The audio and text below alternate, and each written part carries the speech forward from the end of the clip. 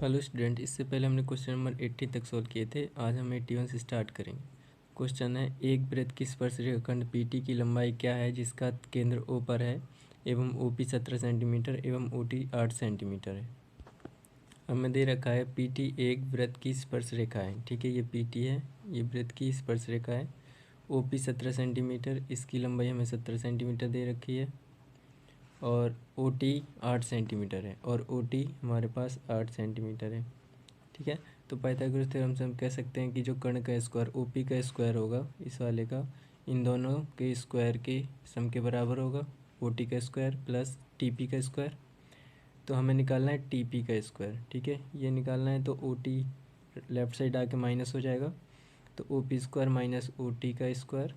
तो 17 का स्क्वायर कितना होता है 289 और 8 का स्क्वायर 64। तो 289 में से 64 जाएंगे तो 225 का रूट कितना होता है 15 सेंटीमीटर।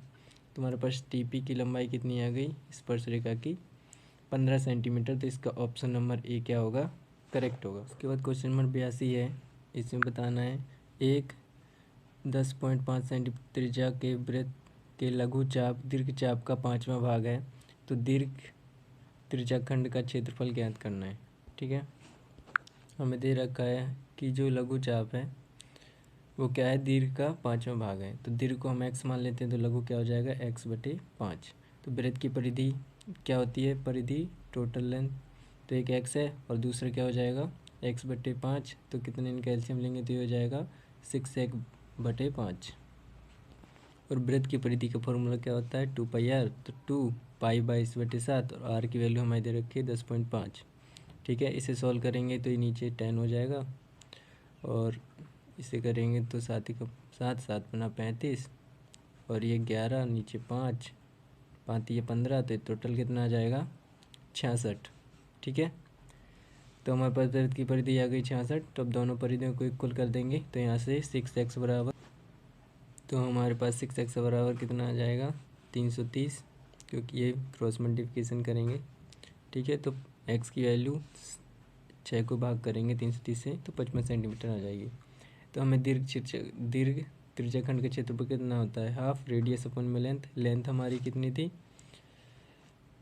x थी, जो हमने x लंबाई मानी थी तो कितनी आई थी हमारे पास x 55। तो हमारे पास हाफ रेडियस हमारा 10.5 था और हमारे पास जो लेंथ है वो 55 है। तो इसे सॉल्व करेंगे कितना आ जाएगा 288.75। ठीक है, तो इसका ऑप्शन नंबर सी क्या होगा हमारे पास करेक्ट। तो 82 का ऑप्शन नंबर सी क्या होगा 288.75 सेंटीमीटर स्क्वायर। उसके बाद क्वेश्चन नंबर 83 है, यदि 408 और 1032 के महत्व से तक यानी कि SCF को 1032 m गुणे में m माइनस 4085 गुणे में 5 के रूप में व्यक्त किया जाए तो m का मान क्या होगा। ठीक है, तो हमें वैल्यू ऑफ m कैलकुलेट करनी है। तो सबसे पहले हम जो हमें इक्वेशन दे रखी है उसका यूक्लिड डिवीजन प्रमेय का प्रयोग करके हम क्या निकालेंगे SCF निकालेंगे। ठीक है, तो 1032 को हम अगर 408 से डिवाइड करें तो 2 टाइम्स में डिवाइड हो जाएगा और रिमाइंडर कितना आएगा 216। अब अगर हम 408 को 216 से डिवाइड करें एक टाइम्स में तो हमारे पास रिमाइंडर 192 आएगा। ऐसे ही 216 को 192 से डिवाइड करें तो 1 टाइम्स में इसका रिमाइंडर 24 आएगा और लास्ट में 192 को हम 24 से 8 टाइम्स में डिवाइड करें तो 0 आ गया। तो हमारा SCF क्या होगा 24। ठीक है, तो इस वाली इक्वेशन के बराबर हमारा SCF रख देंगे तो यहाँ से हमारे पास 1032 m बराबर 24 प्लस ये इधर माइनस में पूरा टर्म इधर माइनस हो जाएगा प्लस हो जाएगा राइट साइड जाके। तो 4085 को 5 से गुणा करेंगे तो ये हो जाएगा 20,425। तो m की वैल्यू तो इसे डिवाइड करेंगे तो ये आ जाएगा कुछ 19.8। ठीक है, जो कि हमारे पास रॉन्ग है, जबकि यहाँ पे जो 1032 है ये हमें इक्वेशन दे रखी है जो कि आपका इक्वेशन में क्वेश्चन गलत था। अगर हम 4085 की जगह 408 रखें तो हमारे पास जो आंसर है वो 2 आएगा और इसका बी करेक्ट होगा। ठीक है, तो यहाँ पे इस क्वेश्चन की इक्वेशन में गलती थी। ठीक है, तो अगर इस इक्वेशन को करेक्ट करके हम सॉल्व करें तो इसका आंसर नंबर बी क्या होगा करेक्ट। नंबर 84 है, 144 180 और 192 का लघुत्तम समावर्तक यानी कि जो LCM है वो कैलकुलेट करना है। ठीक है, तो 144 का फैक्टराइजेशन करेंगे तो 2 इंटू में 2 इंटू में 2 इंटू में यहाँ पे आ जाएगा 3 है ये, और यहाँ पे 3। तो यहाँ पे हमारे पास 2 टाइम्स क्या आएगा, यहाँ पे 2 है 4 टाइम्स, और 3 कितना है 2 टाइम्स। ठीक है, ये 144 का है। और 180 का 2 कितने टाइम्स है हमारे पास 2 टाइम्स, और 3 कितना है हमारे पास 2 टाइम्स, और 5 कितना है 1 टाइम्स। ठीक है, ये है 180 का। और अगर हम 192 का निकालें तो 192 का कितना आएगा, 2 है हमारा 6 टाइम्स, और 3 है 1 टाइम्स। तो हम सबसे उच्चतम घात लेते हैं, तो यहाँ पे 2 6 टाइम हो जाएगा, और 3 की सबसे बड़ी घात इसमें है तो 3 2 टाइम्स हो जाएगा, और 5 की सबसे बड़ी घाट एक ही है तो यहाँ पे 5 1 टाइम्स हो जाएगा। तो इन तीनों को अगर मल्टीप्लाई करेंगे तो ये जाएगा हमारे पास 2880। तो इसका ऑप्शन नंबर सी क्या होगा, करेक्ट। तो 84 का आंसर 2880 हमारा क्या होगा, करेक्ट। क्वेश्चन 85, यदि अल्फ़ा बीटा में six x square plus x minus 2 के शून्यक हैं, तो अगर अल्फ़ा बीटा इस इक्वेशन के शून्यक हैं तो alpha by beta plus beta by alpha का मान कैलकुलेट करना है। तो हमें इक्वेशन दे रखी है, शून्यकों का योग क्या होता है, alpha plus beta minus B by A, तो माइनस बी यानी कि -1/6 हो जाएगा। ठीक है, हमारा जो 6 है वो है, और 1 हमारा ये एक्स वाला है जो कि कोएफिशिएंट लेते हैं, और सी हमारा है -2। ठीक है, उसके बाद शून्यकों का गुणनफल अल्फ़ा इंटू बीटा होता है, तो सी बाई ए होता है, ये सी हमारा -2 है और ये हमारा 6 है। तो हम इक्वेशन में पुट कर देते हैं। तो अगर इनका एलसीएम ले तो अल्फ़ा बीटा और alpha square plus beta square की वैल्यू कैलकुलेट करेंगे। ठीक है, तो यहाँ से नीचे स्टार्ट करते हैं सॉल्व करना। हम जानते हैं ए प्लस बी का होल स्क्वायर क्या होता है, a square plus b square plus 2ab। यहाँ पे ए प्लस बी की जगह अल्फ़ा बीटा है। ठीक है, तो अल्फ़ा प्लस बीटा की वैल्यू कितनी थी, -1/6। इसका स्क्वायर करेंगे तो कितना हो जाएगा, 1/36। ठीक है, यहाँ पे alpha square beta square plus 2ab, 2 alpha और बीटा, अल्फ़ा बीटा कितना था -2/6। तो ये हो जाएगा माइनस का 2 को मल्टीप्लाई करेंगे प्लस के 2 से तो कितना हो जाएगा -4। और अगर लेफ़्ट साइड लेके आएंगे तो क्या हो जाएगा ये प्लस का, तो 1/36 प्लस 4/6 बराबर alpha square plus beta square, जिसकी इसी की वैल्यू तो हमें कैलकुलेट करके यहाँ पे पुट करनी है। ठीक है, तो इसे सॉल्व कर लेंगे, एलसीएम ले लेंगे तो कितना हो जाएगा, ये 6 चौका 24, तो 25/36। यहाँ पे 25/36 बटे में अल्फ़ा बीटा की वैल्यू हमें पता ही है -2/6। ठीक है, तो इसे कैलकुलेट कर लेंगे, 6 छंग 36 और 6 छंग 36, और ये हो जाएगा 6 दूना 12, तो 25/-12। तो ऑप्शन नंबर बी इसका क्या होगा, करेक्ट होगा। तो -25/12 हमारे पास ऑप्शन नंबर बी क्या होगा, करेक्ट होगा। 86 है, 2 अंकों की एक संख्या के अंकों का योग 12 है। संख्या के अंकों का स्थान परिवर्तित करने के बाद प्राप्त अंक दी गई संख्या से 18 अधिक है, तो वह संख्या हमें कैलकुलेट करनी है, कौन सी होगी। इकाई का अंक मान लेते हैं बी है, तो दहाई का अंक ये हो जाएगा, और संख्या क्या दी है हमें, इकाई दहाई। ठीक है, तो ये हो जाएगा टेंस और ये हो जाएगा वंस। ठीक है, तो 10a प्लस b, तो 10 अगर इन संख्या को परिवर्तित कर देते हैं तो क्या हो जाएगा, दहाई के अंक से जो कि हमारे पास जो संख्या मिलेगी हमें उससे 18 क्या हो जाएगा अधिक, तो ये प्लस हो जाएगा यहाँ। ठीक है, तो 10a प्लस b प्लस का 18, क्योंकि हमें यहाँ क्वेश्चन में दे रखा था कि संख्या अंकों के साथ अगर परिवर्तित कर दें। ठीक है, तो पहले क्या था 10a प्लस b था, अब हम क्या कर देंगे 10b प्लस a। ठीक है, तो दी गई संख्या से 18 अधिक हो जाएगी, तो लेफ़्ट साइड में दी गई संख्या हमारे पास ये थी ना 10a प्लस b, इसमें हम 18 और जोड़ देंगे। ठीक है, तो 18 अधिक हो जाएगी, तो यही क्वेश्चन में है।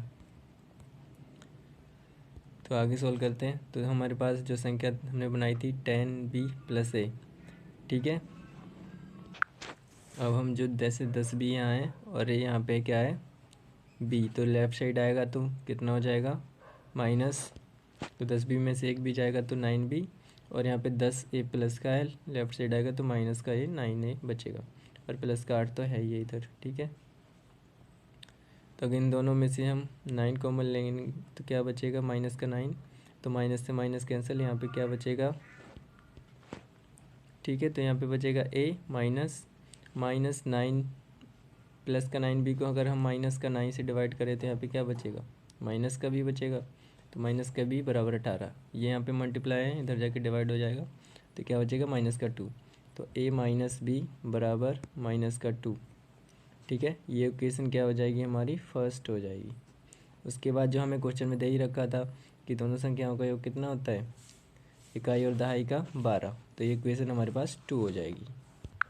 अब हम दोनों में से किसी एक वेरिएबल को इक्वल कर लेंगे, तो समीकरण 1 और 2 से अगर हम जोड़ देते हैं तो माइनस से और प्लस कट जाएगा, तो 2a बराबर 12 में से 2 जाएगा तो 10 बचेगा। तो a की वैल्यू हमारे पास 5 आ जाएगी।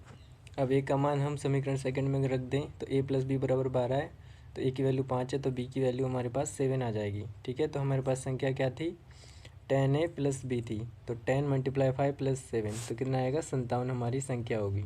ठीक है, तो इसका ऑप्शन नंबर सी क्या होगा, करेक्ट।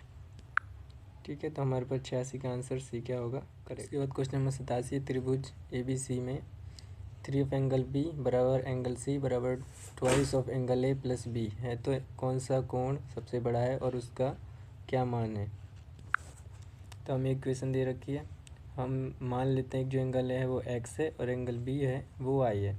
तो हमें इक्वेशन है 3 ऑफ एंगल बी बराबर twice of angle A plus angle B. ठीक है, तो 3 हमने एंगल बी को क्या माना है, वाई, तो 3 ऑफ वाई 2 और एंगल ए को एक्स, एंगल बी को वाई, तो 3 ऑफ वाई बराबर 2x, इसे मल्टीप्लाई कर देंगे प्लस 2y। तो अगर हम 3y को राइट साइड ले जाएं तो 2x रहेगा और 3 में से 2y जाएंगे तो माइनस वाई बराबर क्या हो जाएगा, 0।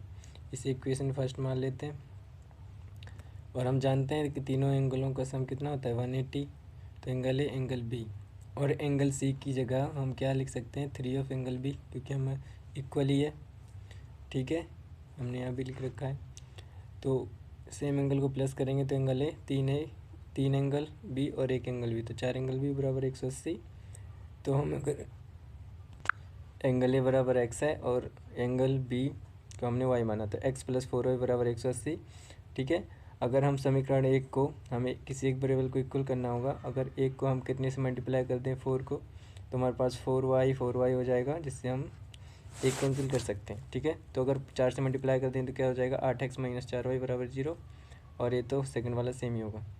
अगर हम दोनों को प्लस कर दें तो 4y कट जाएगा और 8 1 9y और 180, तो x की वैल्यू क्या आ जाएगी हमारे पास, 8x और एक 9x था, तो 9 दूनी 18, तो 20, तो 20 डिग्री आ जाएगी x की वैल्यू। ऐसे ही x का मान किसी समीकरण 1 में रख देते हैं, तो x प्लस 4y बराबर 180, तो x की वैल्यू 20 है, प्लस 4y बराबर 180, तो 4y बराबर 160, तो y की वैल्यू कितनी आ जाएगी, 40 डिग्री। तो एंगल ए को हमने x माना था जो 20 डिग्री आया, एंगल बी को y माना था जो हमारे पास 40 डिग्री आया। एंगल सी हमारा 3 एंगल बी था, तो 3 गुणे में 40 120, तो सबसे बड़ा एंगल कौन सा है, सही है, और जिसकी वैल्यू कितनी है, 120। तो इसका ऑप्शन नंबर ए क्या होगा, करेक्ट। तो 87 का option number A C angle 120 हमारा क्या होगा, करेक्ट। उसके बाद क्वेश्चन नंबर 88 है, एक्स का मान कैलकुलेट करना है। इस इक्वेशन से हमें दे रखा है कि एक्स स्क्वायर माइनस एक्स बराबर 138, तो एक्स स्क्वायर ये इधर जाके प्लस हो जाएगा, तो 144 का रूट लेंगे तो ये किसका होता है, 12 का, तो प्लस माइनस 12 आएंगे। ठीक है, तो इसका ऑप्शन नंबर कौन सा करेक्ट होगा, प्लस माइनस 12, तो ऑप्शन नंबर बी करेक्ट होगा 88 का। ओके, क्वेश्चन नंबर है हमारे पास 89, यदि x बराबर 1 समीकरण बराबर 0 और एक्स स्क्वायर प्लस बी बराबर 0 एक ओपेनिस्ट मूल है, तो हमें मान निकालना है, वैल्यू ऑफ ए बी का मान निकालना है। ठीक है, तो हमारे पास A x square plus A x plus 3 equation 1 मान लेते हैं, x square plus x plus B को इक्वेशन सेकंड मान लेते हैं, दोनों में ए की वैल्यू पुट कर देंगे। ठीक है, तो यहाँ पे आ जाएगा 2a बराबर माइनस का 3, इधर राइट साइड जाएगा तो ए की वैल्यू कितनी आ जाएगी, -2/3, और बी की वैल्यू कितनी आ जाएगी हमारे पास, -2। तो ए बी की वैल्यू निकाल ली है, तो -3/2 मल्टीप्लाई -2, तो 2 से 2 कट जाएगा और माइनस माइनस प्लस होता है, तो ए की वैल्यू कितनी आएगी, 3। तो इसका ऑप्शन नंबर डी क्या होगा हमारे पास, करेक्ट ऑप्शन होगा। ठीक है, तो 89 का ऑप्शन नंबर डी 3 हमारे पास करेक्ट होगा। उसके बाद क्वेश्चन नंबर 90 है सभी 3 अंकीय प्राकृतिक संख्याओं का योग है जो 7 की गुणज है। ठीक है, तो 7 की गुणज कौन सी संख्या होती है? तो 3 अंकीय प्राकृतिक संख्या है, जैसे 105 ये 3 अंकीय है और 7 की गुणज है। 112 119 ऐसे ही लास्ट में कौन सी आएगी जो 3 अंकीय होगी और 7 की गुणज होगी 994। तो हमारे पास जो फर्स्ट टर्म होगा वो 105 हो जाएगा और डिफरेंस तो 7 है। तो ए एन जो लास्ट टर्म है वो हमारे पास 994। तो ए एन का फॉर्मूला क्या होता है? A plus n minus one into d. ठीक है, तो यहाँ पे ए की वैल्यू पुट कर देंगे और डी की, तो यहाँ पे लेफ्ट साइड जाएगा तो माइनस हो जाएगा 105 और यहाँ पे क्या बचेगा एन माइनस वन और इंटू में 7। ठीक है, तो ये कितना हो जाएगा 7 इंटू एन माइनस वन बराबर 994 में से 105 जाएगा तो 889 और इसे 7 से डिवाइड कर देंगे तो एन माइनस वन की वैल्यू कितनी आ जाएगी 127। ठीक है, तो एन की यहाँ -1 है तो राइट साइड जाएगा तो +1, तो एन की वैल्यू कितनी आ जाएगी हमारे पास 128। ये एन की वैल्यू आ गई। उसके बाद एस एन का सभी पदों का योग का फॉर्मूला क्या होता है? n/2 1 + l। एल क्या होता है? Last term. तो एन की वैल्यू 128/2 ए प्लस लास्ट टर्म कितना है 994। तो इससे मल्टीप्लाई कर देंगे तो कितना हो जाएगा? एस एन की वैल्यू आ जाएगी 70,336। तो इसका ऑप्शन नंबर बी क्या होगा? करेक्ट। तो 90 का ऑप्शन नंबर बी 70,336 क्या होगा? करेक्ट। उसके बाद क्वेश्चन नंबर 91 है एक अंकगणितीय श्रेणी से पहले 20 पदों का योग क्या है जिसके तीसरा पद 7 है और 7वां पद इसके तीसरे पद के 3 गुना है से 2 अधिक है। तो हमें वो 20 पदों का क्या निकालना है? योग कैलकुलेट करना है। तो हमें दे रखा है जो थर्ड टर्म है वो 7 है, तो एन 7 के लिए एन इजिकल तो थर्ड टर्म के लिए निकालें तो a plus n minus one into d. तो थर्ड टर्म के लिए ए एन हमारा 3 होगा तो क्या हो जाएगा ये 2d। ठीक है, तो और A3 की वैल्यू कितनी है 7 है, तो 7 बराबर a प्लस 2d। इसे इक्वेशन फर्स्ट मान लेते हैं। और सेकंड क्या है कि जो हमारा फर्स्ट 7 टर्म है वो तीसरे टर्म के 3 गुना है और उससे 2 अधिक है। ठीक है, तो इसे कैलकुलेट करेंगे तो 7 पद कौन सा है, कितना हो जाएगा 23। उसके बाद इसमें भी सेम फार्मूला लगाएंगे A7 के लिए, तो a plus n minus one n 7 minus one into d. तो A7 की वैल्यू कितनी है हमारे पास? जो 7वां पद है वो 23 है, तो ये हो जाएगा a प्लस 6d। तो ये इक्वेशन सेकंड। अब दोनों से फर्स्ट को सेकंड से घटा देंगे तो इनके साइन चेंज हो जाएंगे, जो प्लस में वो माइनस में हो जाएगा। ठीक है, तो प्लस में और माइनस में एक कट जाएगा, 6 में से 2d जाएगा तो 4d बचेगा और 23 में से आ जाएगा तो 16। तो d की वैल्यू 4 आ जाएगी। तो d का मान हम किसी भी इक्वेशन में फर्स्ट में रख देते हैं तो यहाँ से a का मान कैलकुलेट हो जाएगा।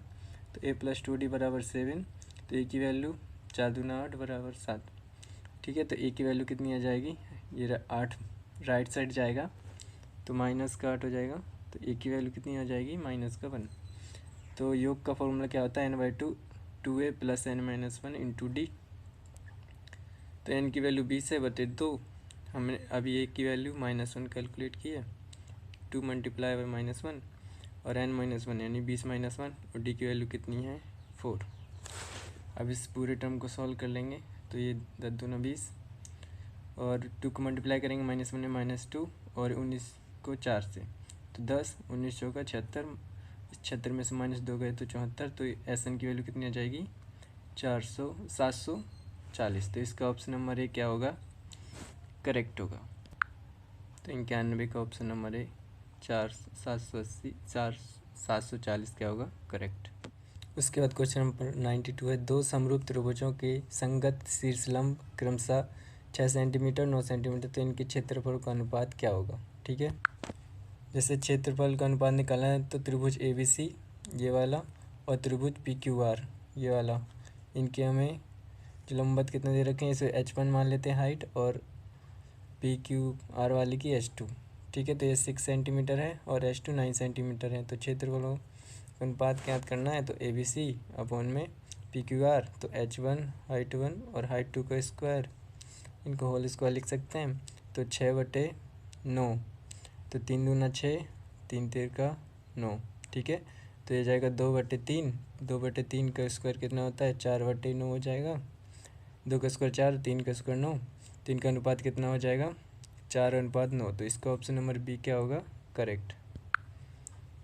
तो हमारे पास 92 का आंसर होगा 4:9, तो इसका बी ऑप्शन करेक्ट। प्रश्न 93 है कि 6 मीटर और 11 मीटर ऊंचे दो खंभे समतल जमीन पर लंबवत खड़े हैं, ठीक है, समतल यानी कि स्ट्रेट। यदि एक कितना है 6 है और एक कितना है 11 है।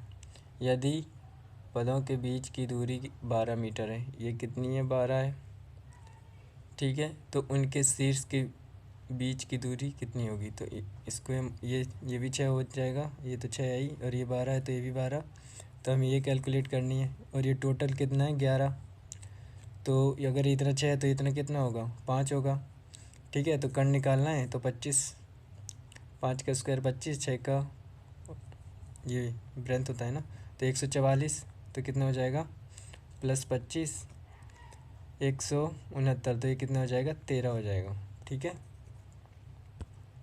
तो इसे स्टेप बाय स्टेप सॉल्व कर लेते हैं। हम जानते हैं कि जो हमने पहले ये बनाया AB 6 सेंटीमीटर, फिर इन की दूरी B और D की 12 मीटर, ये मीटर है, ठीक है। और ऐसे ही हमने E और D ये दोनों सेम ही है, तो कितनी हो जाएगी 6 मीटर, ठीक है। टोटल कितनी है ये 11 मीटर, तो ये कितना हो जाएगा 5 मीटर। AC और E इस वाले ट्रायंगल में हम जाएंगे समकोण त्रिभुज AEC इसमें, ठीक है। तो AE बराबर BD बराबर 12 मीटर है, तो AE और ये दोनों कितने 12 मीटर, और ED बराबर AB 6 मीटर, तो AD बराबर AB 6 मीटर है। CD बराबर 11 मीटर है, पूरी लेंथ कितनी है 11 मीटर, तो CE हम ये छोटी निकाल सकते हैं, बड़ी में से ये वाली घटा देंगे, ठीक है। तो क्या होगा CE बराबर CD यानी कि ये बड़ी वाली लेंथ माइनस ED, और छोटी वाली लेंथ को घटा देंगे तो हमारे पास CE कितना आ जाएगा 5 मीटर। तो ट्रायंगल AEC में AE और C में ये 90 डिग्री है, तो हम यहाँ पे समकोण पाइथागोरस तो हम लगा सकते हैं। AC का स्क्वायर बराबर AE का स्क्वायर प्लस CE का स्क्वायर हो जाएगा, ठीक है। तो AC ये हमें कितना दे रखा है 12, इसका बेस, और इसका परपेंडिकुलर यानी कि लंब कितना दे रखा है 5, तो 144 प्लस 25 तो 169, तो AC का मान हमारे पास कितना आ गया 13 मीटर, ठीक है। तो इसका ऑप्शन नंबर 1 क्या होगा करेक्ट। तो 93 का 13 मीटर ऑप्शन नंबर 1 करेक्ट होगा। उसके बाद क्वेश्चन नंबर 94 है त्रिभुज ABC का तीसरा शीर्ष ज्ञात करें यदि इसके दो शीर्ष B-3,1 C0, और है और इसका केंद्रक मूल बिंदु पर है। मूल बिंदु का मतलब क्या होता है कि 0 पर ये केंद्रक, ये P हो जाएगा, C हो जाएगा, जो हमें कैलकुलेट करना है A, ठीक है। इसे हम कुछ मान लेंगे, तो हमें जो बिंदु B दे रखा है C दे रखा है, A को हम मान लेते हैं X और Y, तो केंद्रक 0 होता है, ठीक है। जैसे हम G मान लेते हैं तो इसका फॉर्मूला क्या होता है, तीनों बिंदु को निकालेगा x1 plus x2 plus x3/3, ऐसे ही y1 y2 और y3 को सम कर देंगे डिवाइड बाय 3। तो x1 ये होता है, ये एक यहाँ पे 3 बिंदु है ना, एक को हमने x माना है, उसके बाद -3x2 हो जाएगा और 0x3 हो जाएगा, ठीक है। ऐसे ही y1 हमारा ये वाला हो जाएगा, y2 हमारा 1 हो जाएगा, y3 हमारा -2 हो जाएगा। तो यहाँ पुट कर दिया वैल्यू डिवाइड बाय 3, तो यहाँ पे x -3/3 और y 2 में से 1 जाएगा, तो y -1/3 बराबर 0। तो एक बार x की वैल्यू को 0 रखेंगे, एक बार y को, तो यहाँ पे x की वैल्यू क्रॉस मल्टीप्लिकेशन करेंगे तो x की वैल्यू 3 आ जाएगी, और इसे क्रॉस मल्टीप्लिकेशन करेंगे तो x की वैल्यू 1 आ जाएगी, ठीक है। तो x की वैल्यू 3 आई और y की वैल्यू 1, तो इसका ऑप्शन नंबर बी क्या होगा करेक्ट। 94 का हमारा ऑप्शन नंबर बी क्या होगा करेक्ट। उसके बाद क्वेश्चन नंबर 95 है एक वृत्त के व्यास के सिरों के निर्देशांक 4, -1 एवं -2, -5 है, तो वृत्त का केंद्रक ज्ञात करना है, ठीक है। तो मान लेते हैं ये वृत्त है हमारा, ये वाला, इसके एक निर्देशांक ए को मान लेते हैं 4, -1 और बी को मान लेते हैं -2 और -5। सी निकालना है, इसका फॉर्मूला क्या होता है, सी को मान लेते हैं एच के, तो एच के x1 + x2/2 /2 और y1 + y2 /2। ठीक है, तो ये x1 होगा 4 और -2 हमारा x2 होगा, तो इनको डिवाइड कर देंगे 2 से। ऐसे ही -1 हमारा y1 होगा और -5 हमारा y2 होगा।